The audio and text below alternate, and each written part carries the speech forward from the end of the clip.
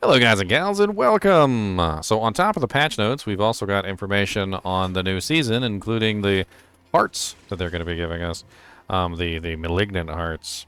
And we're going to go over them today, so let's take a look at it. So we've got the first season starts on July the 20th. Obviously it's in 2 days. We also have the patch notes, which I also have those up already. If you haven't seen the patch notes video, I would definitely recommend checking that out. Although, spoiler, it's pretty much all nerfs, like across the board, just like nerfs to everybody.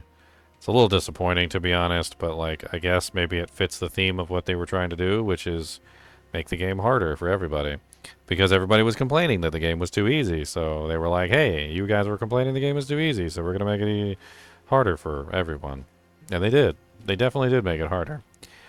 Let's go over this together. So investigate the malignance with Cormond in a new quest. A deviant form of Lilith's sinister machinations has given birth to a new threat, the malignant monsters. These decaying abominations roam Sanctuary in a frenzy, mindlessly attacking anyone in range. Distraught and in panic, without the Church of Light's guidance, the denizens of Sanctuary have turned to new sources for hope. Wanderers will investigate these mysterious malady in a new quest line that will help Cormond and the former priests of light. Blah blah blah blah blah blah blah. To embark on the new Burning from Within questline, you'll need to have already completed the campaign on the Eternal Realm. This is important. So basically, we have a lot of stuff going on with the hearts, and we've kind of already gone over a lot of this, but basically how it works is you'll find monsters throughout the world. The monsters will be corrupted with malignance. You kill the monsters that are partially corrupted and activate a secondary event, which will be from dropping a malignant heart.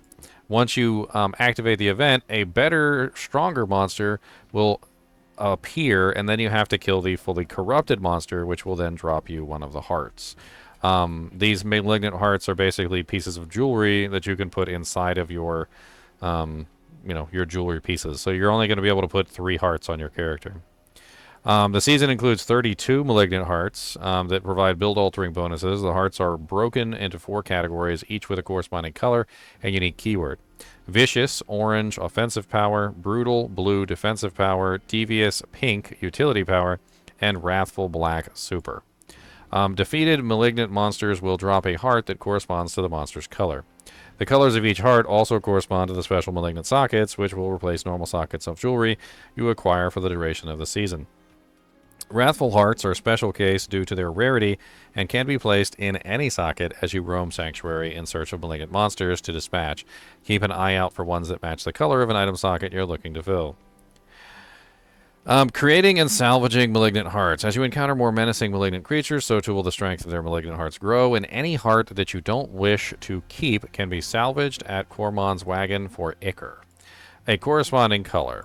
Ichor is a resource that allows for creation and upgrade of Malignant Hearts, upgrading Malignant Hearts, and can also be harvested from lesser malignant monsters. Salvaging each vicious, brutal, and devious heart provides you with 5 to 15 Ichor, with Wrathful Hearts providing 2 to 5 Ichor, all of the other heart types.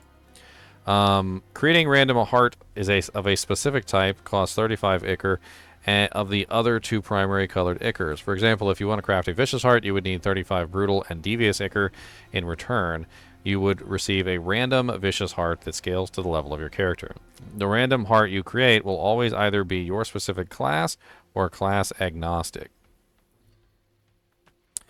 Each of the 32 Malignant Hearts pack a punch with bonuses they provide. Wielding the very core of rot-infused husks you've slain across Sanctuary is essential to bringing about safety. Below you'll find a full list of Malignant Hearts broken out by class. For our example, the stats you see reflect what a level 20 character would receive as a drop. As your seasonal character grows in level, so too will the power of the Malignant Hearts increase. Well, that's a really bad example, like, of power level. Like, couldn't they have used, like, level 70 or something, or level 50, or level 60 or something as an example? Why did they have to use, like, the bare minimum level of, like, level 20, which is, like, barely a character who can do anything at that particular point? That just seems silly. Unless specified, the heart can be acquired by playing in any world tier in Season Realm. The Picana. Vicious offensive. Critical strikes generate electrical charge the enemy for 0.7 to 0 to 2.5 seconds, causing lightning to arc between them and any other charged enemies, dealing 68 to 136 lightning damage. And of course, this is a flat damage number, and since it's based on level 20, it's garbage. Or at least it looks like garbage. But if you find this on a level 100 character, I'm sure that number is going to be a lot higher. And it's hard to know exactly what that is because they scaled it to really low level characters, which is stupid. The Dark Dance, Vicious Offensive World Tier 3. Every 5 seconds while above 60% life, core skills cost 68 to 51 life instead of your primary resource. Skills that consume life deal 10 to 20% increased damage.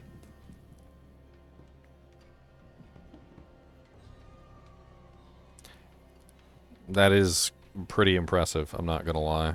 That is actually pretty amazing. Like, the amount of damage that you could potentially get out of something like that is kind of crazy. I'm thinking like Ramalodni's dual-wield Whirlwind Barb or something along those lines could be very interesting. Tempting Fate.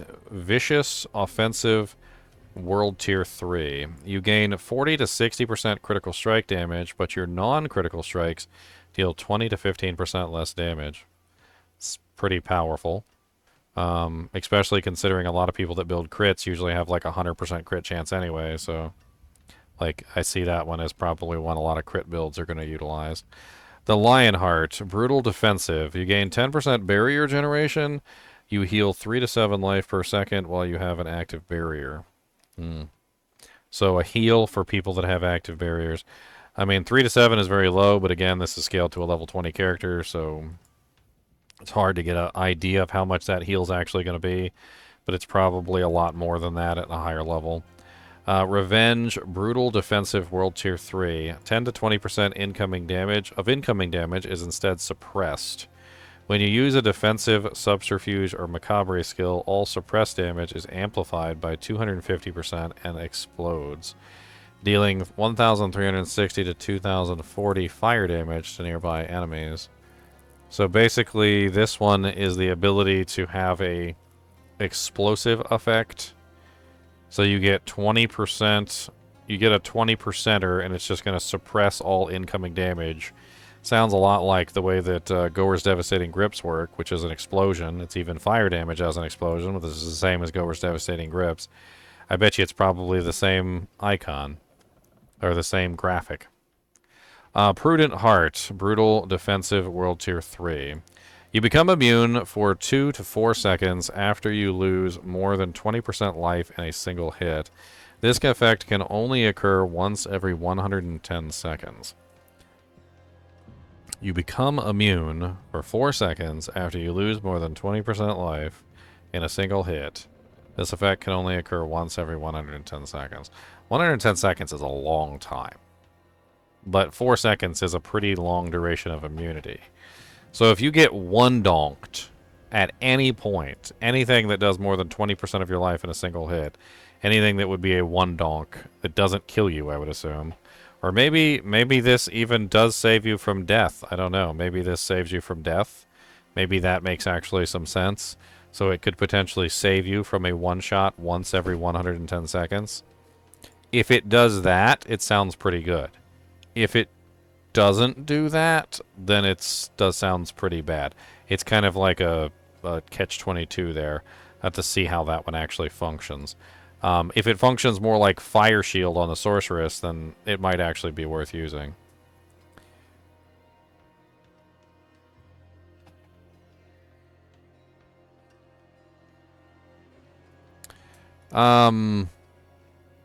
Determination, Devious Utility.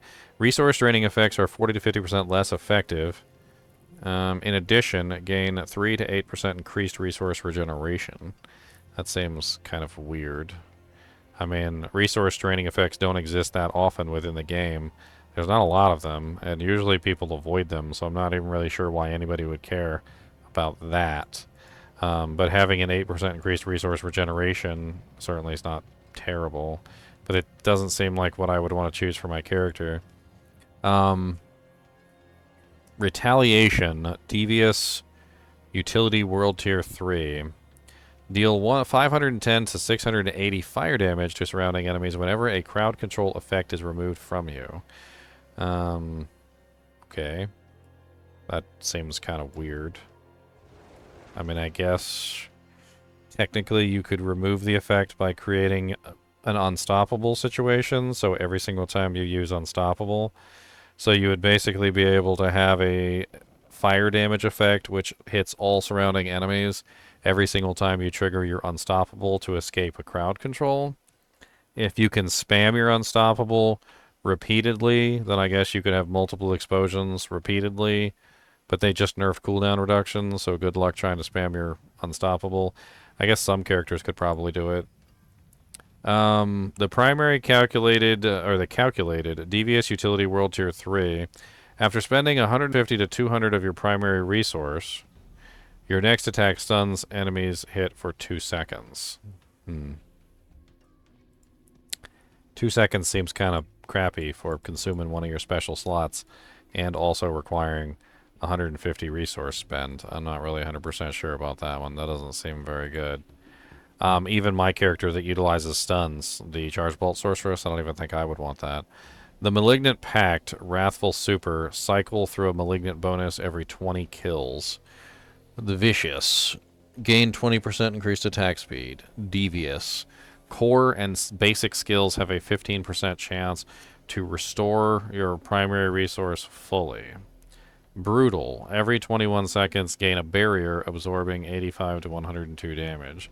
Every 20 kills seems like a pretty long time to cycle between these buffs. I mean, sometimes you're going to kill 1 or 2 monsters, or 3 or 4. Sometimes you're going to kill an entire pack of monsters, and it's going to cycle through 3 or 4 of these effects. Like, there's been many times, especially with the little baby spiders and all the other crap, that you can kill, like, 100 monsters in one attack. So what happens when you kill 100 monsters in, like, one attack? Is it just going to cycle boop, boop, boop, boop, boop really fast? It's just going to keep cycling? Like, I mean, some of the buffs seem nice, don't get me wrong. The 20% attack speed seems nice, but then losing it is not going to seem nice because you're going to be much slower, and you're not going to like the fact that you're much slower. The Devious buff with the core and basic skills giving you a 15% chance to restore a primary resource seems really nice, but then you're not going to be able to rely on it all the time. And the barrier coming in seems kind of nice, but you're not going to be able to rely on that all the time either. So, like, I mean, it seems interesting, but I don't really know how that would actually work in practice. Creeping Death, Wrathful Super. Your damage over time effects are increased by 30 to 40% for each different crowd control effect on the target. Unstoppable monsters and staggered bosses instead take 110 to 130% increased damage from your damage over time effects. Wow, okay. So this one is basically like for bleed barbarians, poison characters, etc. And if you have more crowd control effects on a target, they take more damage. And the more crowd control effects you have, the more damage they take. And if the monster is unstoppable, or if it is a boss and they get staggered, you get increased damage to all of your damage over time effects for those bosses. Sounds really good for a lot of characters that use damage over time effects. I feel like just about every DOT character is probably going to be putting this one in one of their slots. I don't really see a reason why they wouldn't. Firewall maybe too. The Barber, Wrathful Super World Tier 3. Critical strikes and all subsequent damage within 2 to 4 seconds is absorbed by your target. Then, the absorbed damage erupts onto surrounding enemies. Stored damage is increased by 10% per second. Critical strikes and all subsequent damage within 4 seconds is absorbed by your target, and then damage erupts. That seems absolutely ridiculously powerful. So basically, if I'm using this, and I hit a target for like 5 million damage crit, right? And all the damage that I do to this monster doesn't actually hit the monster, right? But it stacks inside the monster. And then it blows up and it hits all surrounding enemies for an increase of 10% per second that the damage has been stored, I guess. So then, like, that 5 million hits everything around it in a circle. That seems kind of crazy. And yeah, you're absolutely right, Superman Bach. Good luck getting a 5 million crit at this particular point, because they nerfed the ever-loving bejesus out of it, every character. So those were all the generics. So these are all the generals, and now we're going to be going into the class specifics. So Barbarian, Focus Rage. After spending 100 to 60 Fury within 2 seconds, your next non-basic skill's critical strike chance is increased by 20 to 30%. Critical strike chance, non-basic. Okay. I mean, it's still, you have to spend Fury to do it, but I mean, I guess really that's kind of a massive bump. I'm not even going to lie. 30% crit strike increase. But you have to spend 100 to 60 Fury within 2 seconds. Who can spend 100 to... like, Whirlwind Barbarian, basically?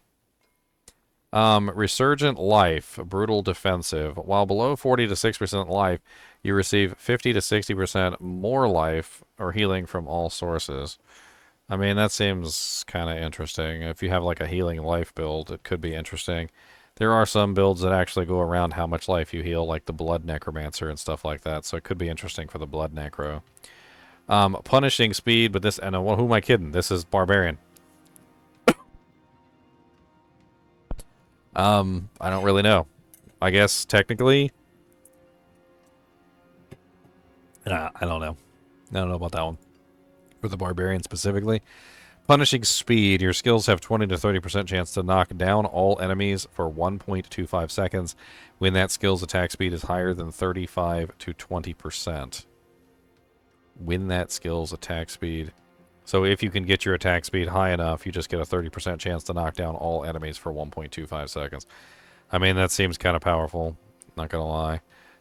There's quite a few characters that could probably easily get that attack speed bonus to create that opening. Ignoring Pain. Wrathful Super World Tier 4. Incoming damage has a 5 to 15% chance of being ignored, and instead healing you for 17 to 68. Well, that seems freaking broken. That honestly just seems absolutely broken. Like, why wouldn't I want that?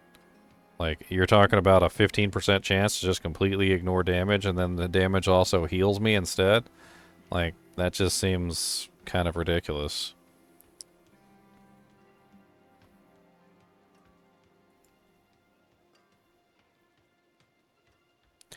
Druid. The Moon Rage. Vicious Offensive. Kills have a 5% chance to summon a wolf companion to your side for 20 to 30 seconds. In addition, gain +3 wolves. Oh, Companion Druid got a buff. That's for sure.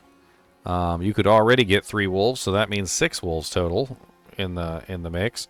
And with a 5% chance to summon a wolf side to your companion, them dying all the time won't really matter as much because you're going to be summoning them all the time. So you should be able to maintain full wolves. The Agitated Winds, Brutal Defensive. When 8 to 13 close enemies automatically cast Cyclone Armor. This cannot occur more than once every 10 seconds. So basically just automatically knocks enemies away from you. Cyclone Armor has a knockback effect. Inexorable Force, Devious Utility. Up to 30 to 50 distant enemies are pulled toward you while you have an ultimate skill active. Well, that is a huge buff for pretty much all of the Druid ultimates. So as long as you have an ultimate active, up to 30 to 50 distant enemies are pulled towards you. So like if you're a grizzly bear, or if you're using the Petrify skill, or if you're utilizing the Lacerate skill, it kind of seems insane. I'm not gonna lie. That seems absolutely ridiculous. Yeah. The Unconstrained Beast. Wrathful Super World Tier 4. When you are hit with a stun, freeze, or knockdown effect, there is a 40 to 60% chance to automatically activate Grizzly Rage for 3 seconds.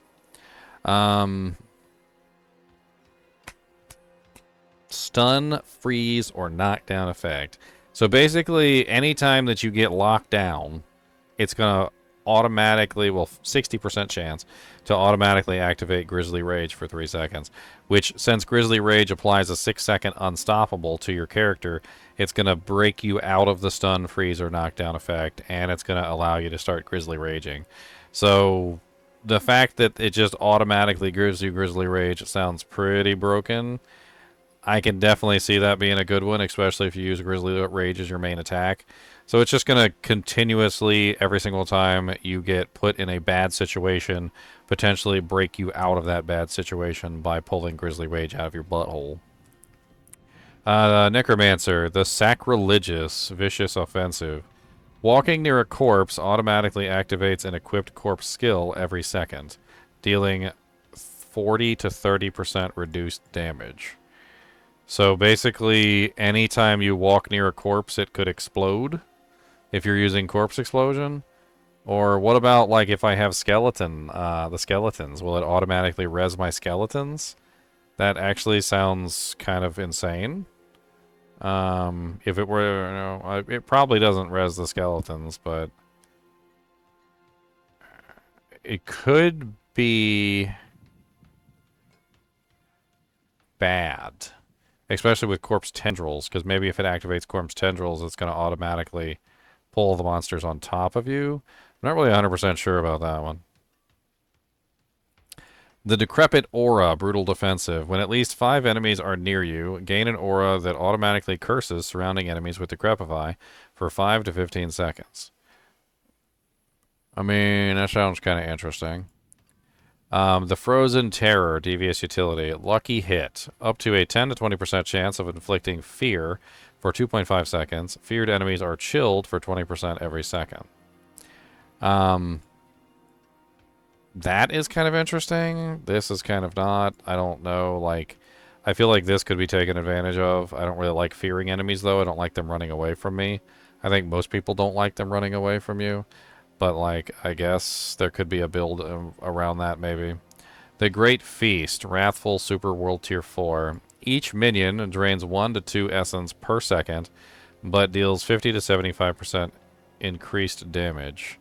With no minions, this bonus applies to you and drains 5 essence per second.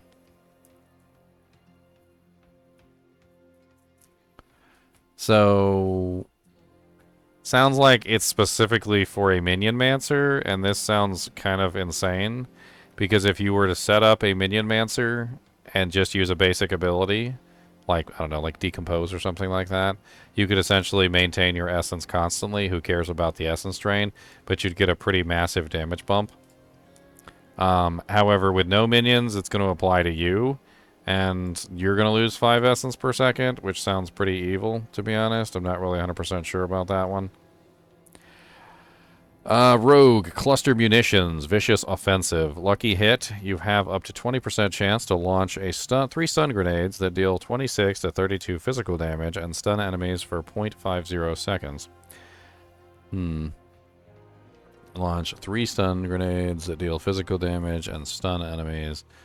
It's a 20% chance to launch 3 stun grenades. I mean, it sounds like it'll happen often enough and stun monsters probably more often than not, but it's only a 0.5 second stun, so I don't know. Trickery, Brutal Defensive. When you use a subterfuge skill, leave behind a unstable shadow decoy trap that taunts enemies. The shadow decoy trap will explode after 6 seconds, dealing 680 to 1020 shadow damage. Cannot occur more than once every 5 seconds. I like how it says trap. Is this something specifically for the trappers, maybe? But it taunts enemies, so it's going to bring them all together on top of the trap. The shadow decoy trap will explode after 6 seconds, dealing shadow damage. Cannot occur more than once every 5 seconds. Sounds to me like this is pretty powerful. You could utilize your subterfuge skills to leave these little shadow decoys, which are going to taunt the enemies and keep them off of you, and then they also explode for a large amount of damage. But on top of this, it's also going to gather all the monsters in one place, making them easier to kill if you have a big hit. So overall, I think this is actually pretty powerful. The clip shot, a devious utility. Lucky hit up to a 20 to 40% chance for your cutthroat skills to slow by 40% for 3 seconds, and your marksmanship skills to knock back enemies. So basically, crowd control options. The Vile Apothecary, Wrathful Super World Tier 4. Your attacks have a 5 to 15% chance to apply all imbuement effects at a 40 to 50% normal potency. Okay, that's kind of insane. Being able to fire a regular attack that has all 3 imbuements attached to it sounds absolutely dumb stupid, and I love it. And my character, my my freezing arrows on rogue would definitely take that and just absolutely run with it. Sorcerer, Talrasha. Vicious Offensive. For each unique element you deal damage with, you deal 7 to 12% increased damage for 3 to 10 seconds. I would assume by unique element they mean fire, ice, and lightning. So you would want to... This would be something for a character that's flipping back and forth between all 3 elements. Spell Breaking, a brutal defensive. After taking elemental damage, gain 20 to 40% resistant to that element for 5 seconds.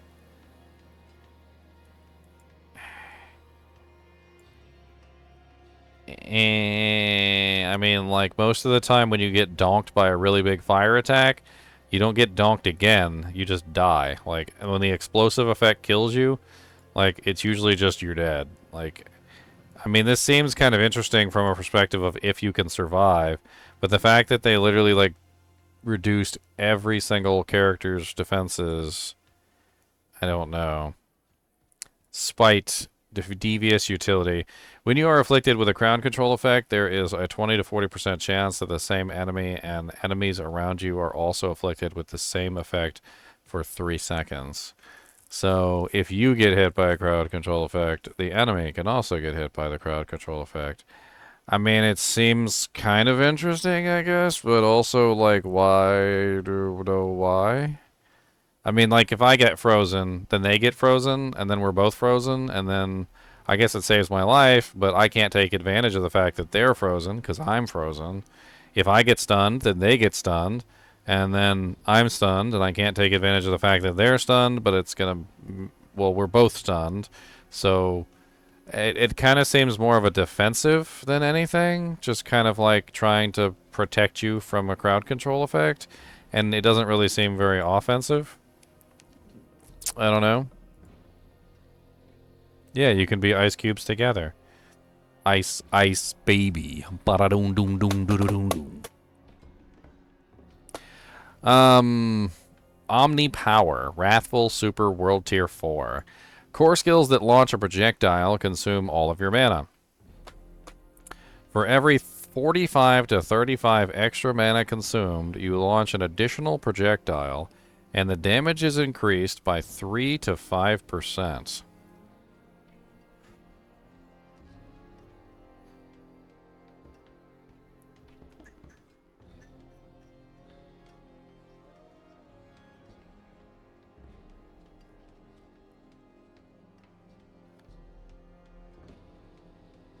That's a lot. That's a lot of projectiles. Like, I mean, using my Necromancer as an example, let's just say that you could reach 250 mana. At 250 mana, you're looking at potentially, what, 250 divided by 35, 7.14. So you're looking at probably around 7 additional projectiles. This thing is saying that it's going to consume all of your mana, and for every 35 mana that you consumed, but it does say extra, so I think that's also important there, so it probably still charges you for the initial casting of the spell. So for every 35 extra that you consume, you're going to launch an additional projectile, and the damage will be increased by 3 to 5%. So you're going to, like, just going to be like,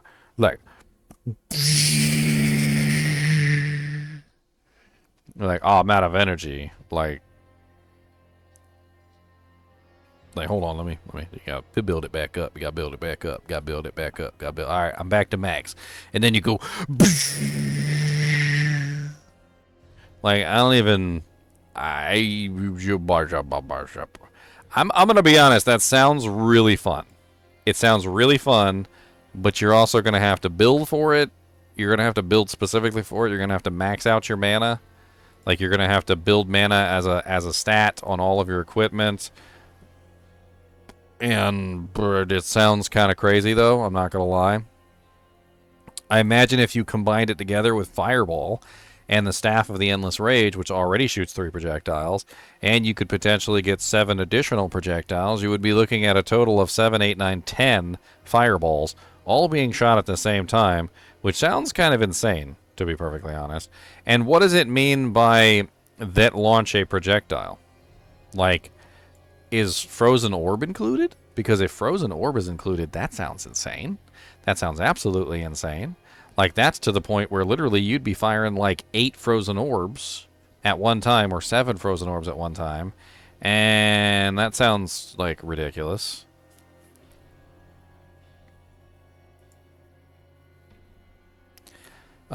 Seek new power in the Malignant Tunnels. One of the best places to acquire Malignant Hearts is the new Malignant Tunnels. Highly replayable dungeons teeming with fearsome foes to eradicate. While inside, you'll need to risk your life and limb to feral monsters navigating the dank system of tunnels. In total, there are 6 dungeons spread across the Sanctuary that make up the Malignant Tunnel system. After putting mobs of malignant monsters down, you'll come across 2 outgrowths. One will be the Wrathful, and the other one will be a different heart type depending on the dungeon. Using Malignant Invokers, a special item crafted at the Corman's Wagon, players can interact with outgrowths of the same type, causing them to summon a fully corrupted enemy. Or, if you can overcome the summoned foe, you'll receive a Malignant Heart that matches the monster's type. Confront Varshan the Consumed. Rooting out the source of malignant monsters with Cormund will see you going toe-to-toe against Varshan the Consumed, the new boss battle. Varshan weaponizes his hatred in the form of malicious blasts, hurling globs of corruption at far enemies, and stabs and swipes with his meaty tendrils to eviscerate even the hardiest of wanderers. And then we've got the seasonal characters, so the option to skip the campaign. Your mount will be available immediately. All previously discovered Alt of Zolus will be unlocked, corresponding renown for them. All previously areas of the map revealed and corresponding renown for them. Once the season is ended, the character you made and its progress will be transferred to the Eternal Realm. All items you collected, including your seasonal stash, will be transferred too. You can take this character into Sanctuary wherever you please, but season-specific features, such as the Malignant Hearts, will no longer be accessible. Starting on July 18th, we strongly recommend you log into Diablo 4 with your most progress character. We just did that, and we tested that earlier, so it does work. So the progress from your Altars of Lilith and your map will transfer to all of your characters as long as you log into the one that has the most progress. You can also log into multiple characters and stack the progress, depending on which characters have what progress. Our belief behind seasons. So this is basically them talking about that they believe that seasons are a good thing. The season journey. So earn rewards with the season journey and the battle pass. As you hunt down malignant monsters, they're building enhancing hearts. You got the season journey battle pass.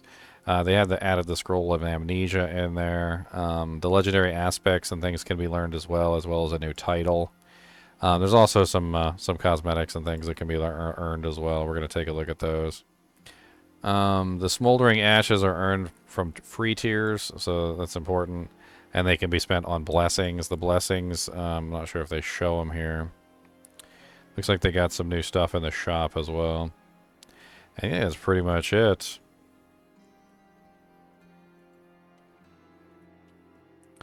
I'm not sure what to think about these hearts. Some of them are really interesting. Like, I definitely think this sorceress one is like really ridiculously good. Could be very interesting to build an entire character around it. Some of these other ones are a little odd, like Spite. I mean, it literally is just like, oh, you crowd controlled me, then I'm going to crowd control you. And that seems a little weird. The rogue ones seem a little odd too, but I really do like this Vile Apothecary one. I think that one's kind of crazy.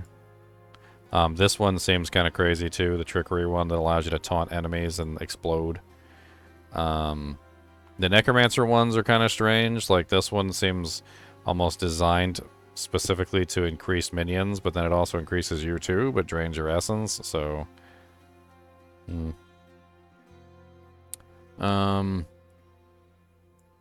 Trying to see, like, this one, I don't even understand what the hell this one is even for, really. Like, I feel this one's a little strange. This aura one, where you could kind of, like, cast Decrepify at monsters around you when you have 5 or more enemies, is very defensive, of course, because it's a defensive one. And not really 100% sure about that one either. This one, the Sacrilegious that automatically casts corpses, I'm kind of worried that that one's going to activate some of my corpse skills that I don't want it to activate. Although I am curious about, like, what qualifies and what doesn't, so it'd be interesting to test that out. This one seems really interesting for the Druid, basically giving you, like, free Grizzly Rage all the time, anytime you get stunned, frozen, or knocked down. And, basically just breaking you out of those. Seems more defensive than anything, because you get unstoppable when you're in Grizzly Rage, of course. But, I don't know. Inexorable Force, up to 30 to 50 distant enemies are pulled towards you. This one was kind of interesting as well. Very powerful, it seems like to me, like basically giving you the ability to pull things in and condense them down. Although it does say distant enemies, so if they're not within melee range, it's going to basically pull them within melee range. So it does seem really powerful. Especially since you can combine that one with this one. And you can get both. Oh, thank you, Gabe, for the $2. I appreciate it, man. Great patch overview. Necro nerfed. My rogue is okay. I don't know if your rogue is okay. They nerfed a lot of vulnerable damage, my friend. A lot of the things that rogues kind of depended on kind of got hit with a bat. The Barbarian, I'm not really 100% sure about some of these, but the Ignoring Pain one does seem extremely powerful. The this weird one with the Punishing Speed, I need to see how it works, but it sounds pretty crazy. Basically just making sure that if you have a skill with attack speed higher than 20%, then you basically just get like a free knockdown, like a 20 to 30% chance to knock out down all enemies, which sounds kind of crazy. This one, I don't really even know like why that one exists. I guess I'd have to like do a little bit of research on that. But this one also seems pretty powerful as well for the Barbarian. Overall, though, a lot of these were generic, like generic ones that everyone could get your hands on. And like some of them seem interesting, like Critical Strikes electrically charged enemies seems kind of interesting from a certain character standpoint, especially if you're built around lightning. This one, which is every 5 seconds while above 60% life, core skills take life instead of primary resource. This one seems kind of crazy and burns life instead of resources, but I feel like it could be extremely powerful in certain builds. And I don't know. Like I'm thinking Bone Spirit, I'm thinking like Bone Spear, I'm thinking stuff like this that allows you to like get damage based on primary resource, like Hoda and whatnot like that, and you're literally going to use the ability and it's not going to burn your resource and you can just spam it infinitely. It does sound pretty crazy. You're still mowing down monsters? Alright, well, good to hear. I guess the rogue got out scot-free. Maybe the rogue is the only one that got out scot-free.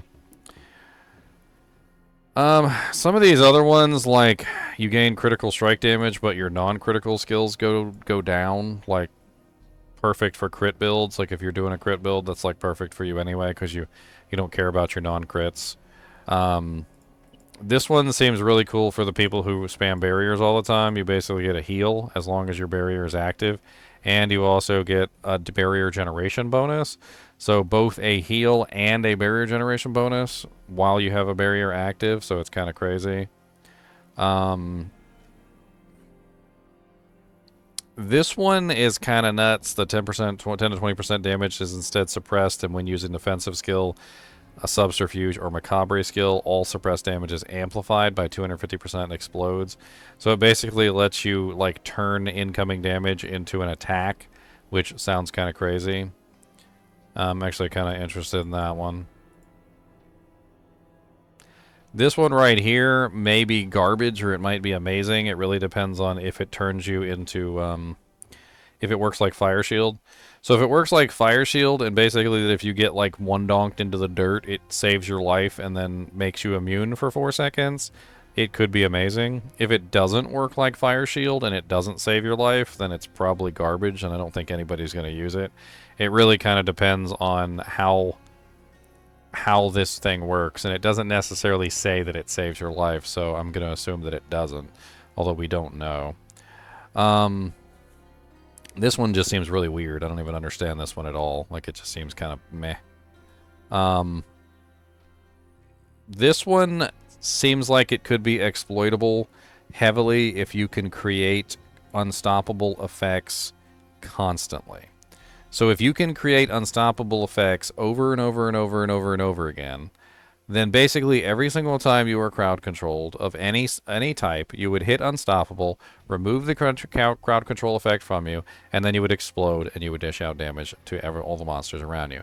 So if you could constantly remove crowd control effects from yourself, the retaliation seems powerful. So, like, I'm thinking of the bulwark spamming druids. That's one of the things that I'm thinking of. Like, bulwark spamming druids can spam bulwark repeatedly, like over and over and over and over and over and over and over and over and over and over and over again. But the problem is that if you have unstoppable active, then you can't be crowd controlled. So the problem with this is, and this is I want to make this very clear, is that you can't be crowd controlled while you're unstoppable. So if your unstoppable lasts for a long duration, then you're not going to be able to abuse this.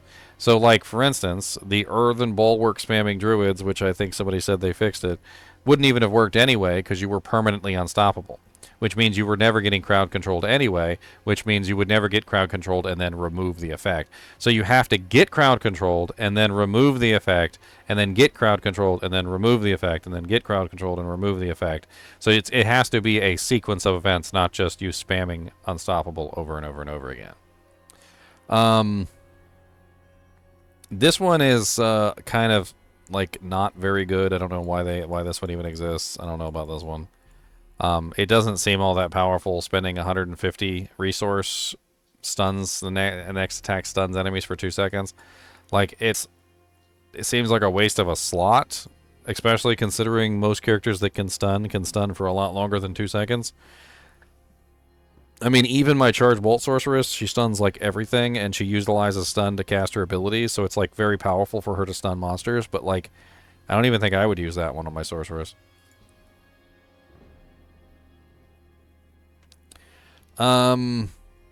This one's weird. Like, I don't really know what to think about this one. This one's really weird, and I'm actually kind of curious how the hell this one's even going to work out, because like 20 kills is a lot of kills. And sometimes you're only going to kill like 2 or 3 monsters, and sometimes you're going to kill like freaking ton of them. If it cycles through every 20 kills, then that means that you could potentially go and deliberately cycle it to the one that you want, so that you have the effect while you're fighting a boss. So consider this. Like, say I want to go fight Uber Lilith, and I have this particular Malignant Pact super gem. I could go outside, kill a couple monsters until it cycles to... say Devious, core and basic skills have a 15% chance to fully restore your primary resource. Then once it cycles to Devious, I could just simply go fight the boss. So when it comes to single targets or single monsters, you could cycle it to the one that you want, and you could utilize that one effect. But for like dungeons and things like that, you're just not going to be able to rely on any one buff at any given time. Creeping Death, Wrathful Super. Your damage over time effects are increased by 30 to 40% for each crowd control effect on the target. This one was kind of interesting to me, and I think this one might be pretty powerful, is that like if you have a character that just like puts millions of crowd control effects on the target, it could be kind of crazy. The more crowd control effects, obviously, the better, because it increases the damage by 30 to 40% for each of those. And then on top of that, it also gives you a huge damage bonus versus bosses and unstoppable monsters, which I would assume would also affect PvP, because when you're fighting a person in PvP and they trigger their unstoppable effect, you're probably going to get a huge damage bonus versus all the unstoppable players as well. So a pretty ridiculous one here, but specifically for damage over time effects, so keep that in mind. And then this one right here is also another explosion effect. So critical strikes and all subsequent damage are absorbed by your target. Like, this one seems like it goes along with the other crit gem, which basically lets you get like 30% more crit, like on the barbarian and stuff like that. But being able to store that damage and then explode it out onto the targets could be kind of massive. I don't know exactly how that would affect things, but I can definitely see that dishing out some pretty ridiculous AoE damage. The thing is, though, is a lot of this stuff is literally just that. It's AoE damage. Like, I'm noticing a lot of these things are like AoE explosions, and they're not going to help you versus those really big, tough, single-target monsters that you're going to have to fight. I'm not really sure what I think about these. A lot of these I really feel like I need to get in the game, and I need to play with them and test them before I can really get a good idea of how well they work. Some of the mechanics are kind of, I don't know, like, interesting, but not quite. Yeah, I mean, I don't know. Like, we're going to have to test these things out. We're going to have to get them, we're going to have to play with them, and we're going to have to figure out which ones are good and which ones aren't. Because some of these are, like, we don't know exactly what the damage numbers on a lot of these are. Like 68 to 136 tells us nothing. I mean, that's a level 20 character that this is all based on. So all these effects that we're reading are based on level 20 characters, which is just stupid. Because we're basically getting no good idea of, like, how powerful they actually are.